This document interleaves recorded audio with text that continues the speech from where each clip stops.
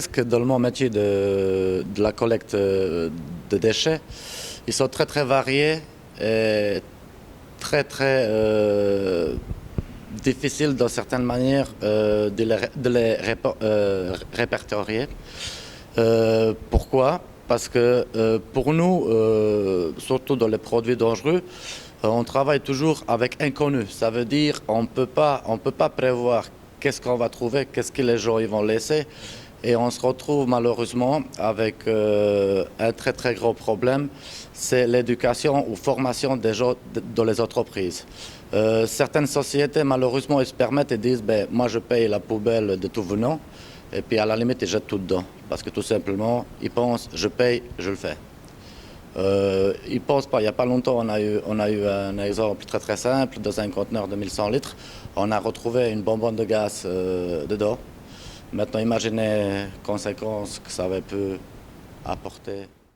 Dans le secteur des déchets et du recyclage, il y a énormément d'accidents du travail. Donc c'est clairement le secteur où on regarde, où les statistiques montrent qu'il y a en termes de régularité d'accidents, mais aussi de gravité d'accidents, un véritable problème. Des problèmes avec un nombre d'accidents mortels vraiment très élevé comparé à d'autres secteurs à risque.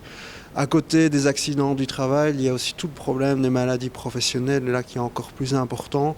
On trouve évidemment les troubles musculo-squelettiques, donc toutes ces pathologies, le mal de dos, mais aussi les mal aux articulations. Les gens sont parfois vraiment cassés et ne savent plus travailler après quelques années. Il y a à côté de ça aussi tous les risques chimiques. Donc dans les déchets, on trouve beaucoup de métaux, des métaux lourds parfois. On trouve toute une série de substances chimiques qui peuvent présenter vraiment des problèmes allant des allergies jusqu'à des problèmes aussi graves que des cancers.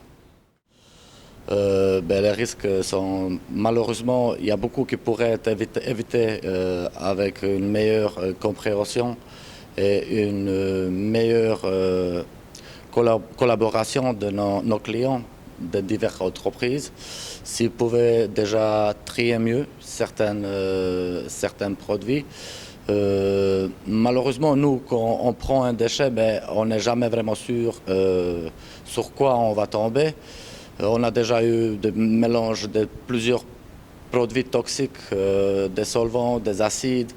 Les gens ils mettent ça sans aucun respect, sans penser après que quelqu'un d'autre il va devoir prendre ça pour trier.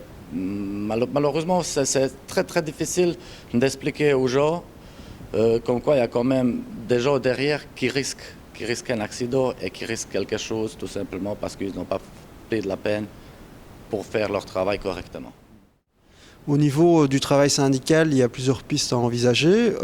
Sur les questions de santé au travail, on pourrait très bien imaginer aussi, avec le concours des représentants syndicaux, et dans le cadre des instances de représentation, d'avoir un suivi des facteurs de risque avec le concours des médecins du travail, afin d'avoir une surveillance de la santé de ces travailleurs tout au long de leur parcours, depuis leur engagement jusqu'à leur départ à la retraite ou leur changement de secteur. Puisque, effectivement, un des grands problèmes, c'est qu'ils sont exposés à une diversité de risques très importante.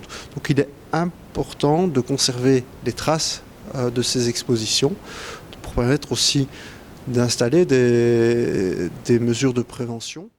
Au niveau de mon travail syndical dans le secteur, mon but c'est d'essayer de faire comprendre aux gens que leur premier devoir c'est rentrer en bonne santé à la maison.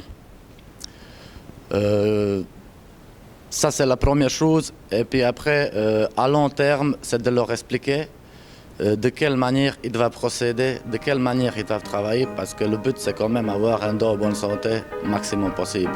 Malgré que ce n'est pas évident tous les jours, mais on essaie de faire le mieux possible.